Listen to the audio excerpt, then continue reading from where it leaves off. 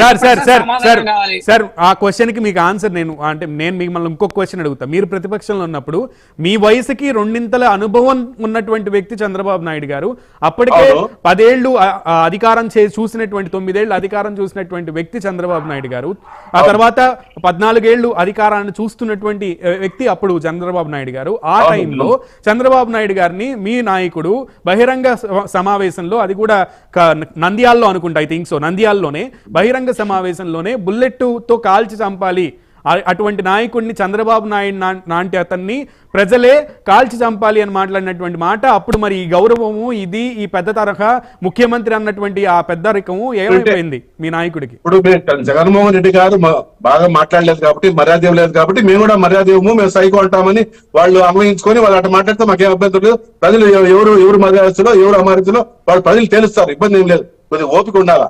ఇప్పుడు ఆయన ప్రశ్న వేశారు కదా, ఆ 7 మంది అధికారులను సస్పెండ్ చేశారు.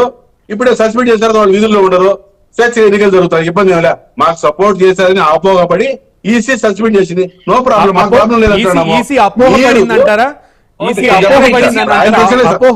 సార్ ఇప్పుడు సస్పెండ్ చేశారు, నో మోర్, వాళ్ళు ఇక్కడ ఎలక్షన్స్ లో ఉండరు, ఇప్పుడు వాళ్ళు హ్యాపీనే కదా, వాళ్ళు గెలవచ్చు కదా.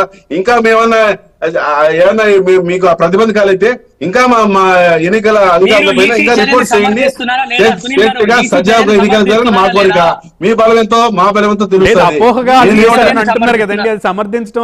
నేను అడిగిన ప్రశ్న కూడా ఆయన సమాధానం చెప్పాలా? మా 23 మంది ఎమ్మెల్యేలు కొని మంత్రులు చేయడం ప్రజాస్వామ్యం కరెక్టా లేదా ఆయన కూడా చెప్పండి. వాళ్ళని పక్కన పెట్టారు, అందుకే కదా వాళ్ళని పక్కన పెట్టి అదే 23 వేరే విషయం ప్రజలు పెట్టారు. ఈయన కరెక్టా కాదని ఈయన చెప్పాలా? ఆయన వచ్చాడు కదా తెలుగుదేశం మీరు చెప్పండి. అవును మేము ప్రతిపక్ష నాయకులు కొంటాం, ఎమ్మెల్యేలు కొంటాం, మంత్రులు చేస్తాం, అది కరెక్ట్ అయితే చెప్పండి. రాము గారు ఒక్క నిమిషం, వరుణ్ గారు యువర్ వాయిస్. వరుణ్ గారు మీరు చెప్పండి సార్, ఎందుకంటే మీరు మా ఎమ్మెల్యేలు కొని మంత్రులు చేశారు, అది కరెక్ట్, ప్రజాస్వామ్యం జరుగుతూ ఉంటాయి, చెప్పండి. తర్వాత ముందు చేసింది మీరే కదా ఎమ్మెల్యేలు గురించి, తర్వాత మేము మా పోలీసు ఆయన ఆన్సర్ ఇస్తున్నారు. గోపాల్ రెడ్డి గారు, మీ అందరికి ఈ ప్యానెల్ సభ్యులందరికీ మీకు ఒక విషయం చెప్తా. ఈ ప్యానెల్ సభ్యులందరికీ నివ్వెరపోయే నిజం ఒకటి చెప్తా. ఆంధ్రప్రదేశ్ తెలుగు రాష్ట్ర రాజకీయాలలో 1970 దశకంలో ఒక పార్టీ నుంచి ఇంకో పార్టీకి మారి మళ్ళీ ఎలక్షన్స్ ఓడిపోయిన తర్వాత మళ్ళీ ఆ పార్టీకి వచ్చి కండువా కప్పుకున్న ఫస్ట్ వ్యక్తి ఎవరో తెలుసా మీకు? రెడ్డి కాంగ్రెస్ నుంచి పోటీ చేసిన రాజశేఖర్ రెడ్డి. రెడ్డి ఈ డిఫెక్షన్స్ చంద్రబాబు నాయుడు గారు మామ పైన నిలబడతాను, చంద్రగిరి నిలబడతాను వ్యక్తి మళ్ళీ వచ్చి మామ దగ్గర సంఘలో దూరలేదా? మాట్లాడదాం అప్పుడంతా మా మామ పైన పోటీ చేస్తాను, మా మామ అని ఆయన అన్ని వ్యక్తి మళ్ళీ కర్షక పరిషత్ చైర్మన్ గా ఉండి 2 రోజుల తర్వాత పార్టీలో పట్టు సంపాదించేసి రామాయణ కష్టపడి చేయలేదా? ఏం మాట్లాడతారు మీరు? వైసీపీలో కండువా కప్పుకోలేదా? ఈ రాష్ట్రంలో పార్టీ మారి మళ్ళీ తిరిగి సొంత గూటికి వచ్చి కండువా కప్పుకొని ఓడిపోయిన తర్వాత ఫస్ట్ వెన్నపోటు రాజకీయాలు స్టార్ట్ చేసింది రాజశేఖర్ రెడ్డి. రాజశేఖర రెడ్డి గారు స్వతంత్రంగా పాదయాత్ర చేసి ప్రజల మన్నలు పొంది ప్రజల సమస్యలు తెలుసుకొని ప్రజా ఆకర్షక పథకాలు పెడతాను, నేను వాళ్ళని పైకి తెస్తాను ఒక భరోసా కల్పించిన వ్యక్తి రాజశేఖర్. సార్ వేణు గారు, వరుణ్ గారు చాలా క్లియర్ గా అడుగుతున్నారు, సర్వీస్ రిజిస్టార్ ముఖ్యమంత్రి గారి దగ్గర ఎందుకు ఉంది అని అన్నారు. ముఖ్యమంత్రి గారి దగ్గర నిజంగా సర్వీస్ రిజిస్టార్ ఉందా? సిఎస్ గారి దగ్గర ఉండాల్సిన సర్వీస్ రిజిస్టార్ ముఖ్యమంత్రి గారి దగ్గర ఉందా? చెప్పమని చెప్పండి. ఆయన చెప్తారు సార్, ఇన్నేనా ముఖ్యమంత్రి దగ్గర అన్నీ ఉన్నాయి, మొత్తం ఆఫీసులు ఇంటూనే ఉండాలని. ఆయన మేమెట్లా ఖండిస్తాము? ఆయన ఎన్ని ఆరోపణలు చేయొచ్చు, దానికి ఏముండదు. కాదండి, మీరు ఉందనుకుంటున్నారా? ఆరోపణ కాదు, మీరు ఉందనుకుంటున్నారా? లేదు ముఖ్యమంత్రి దగ్గర సర్వీస్ రిజిస్టార్ లేదు అని బల్లగుద్ది చెప్తున్నారా?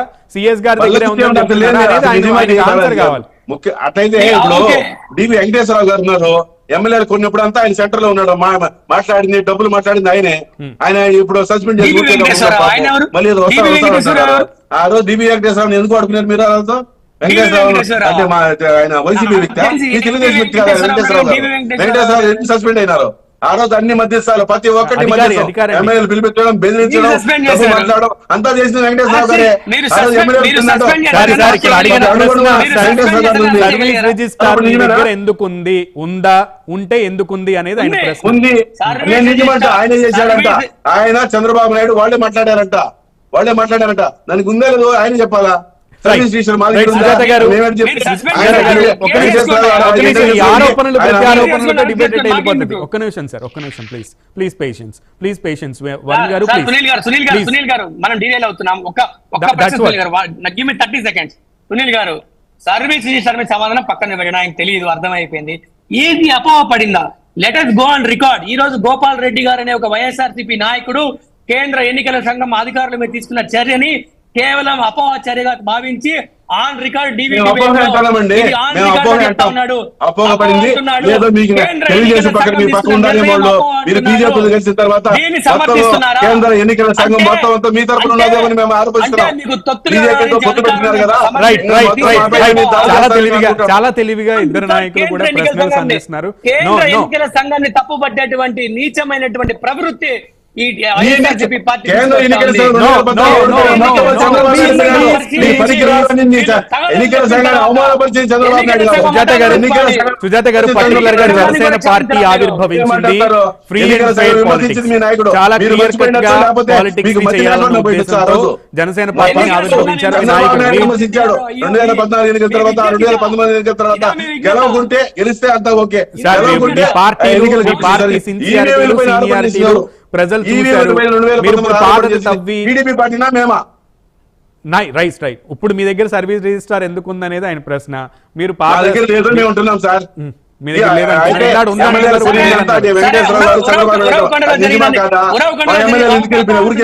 సార్ ఇది ప్రశ్నలకు సమాధానం చెప్తున్నారు కాదు. No this is not assembly. ఒక్క నిమిషం, ఇది అసెంబ్లీ కాదు సార్. వరుణ్ గారు వస్తాను మీ దగ్గర వస్తాను. మిగతా వాళ్ళకు కూడా నేను అవకాశం ఇవ్వాలి. వరుణ్ గారు ప్లీజ్. సార్ ఉరవకొండ తిరుపతిలో కేసులు బుక్ చేసి అధికారులు సస్పెండ్ చేశారు. అది కూడా అపోహేనా? కేసులు బుక్ చేసి విచారణ చేసి సస్పెండ్ చేసి లాగిన్ అని తీసుకుంటారని ప్రూవ్ చేశారు. మరి అపోహ కాదా? లేదు, వైసీపీ వాళ్ళు అపోహనే అంటారు, వాళ్ళు అపోహనే అంటారని అంటున్నారు. మేము అపోహనే అంటామని కుండబద్దలు కూడా చెప్తున్నారు. వాళ్ళు కేసులు పెట్టారు వీళ్ళ మీద. సుజాత గారు ఐ నీడ్ యువర్ వాయిస్. పక్కన పెట్టారు. ఇప్పుడు ఈ ఎలక్షన్ లో కూడా మీరు కూటమిగా ఏర్పడి మాట్లాడే అవకాశం ఇవ్వమని చెప్పండి. గోపాల్ రెడ్డి గారు ప్లీజ్ వరుణ్ గారు ప్లీజ్.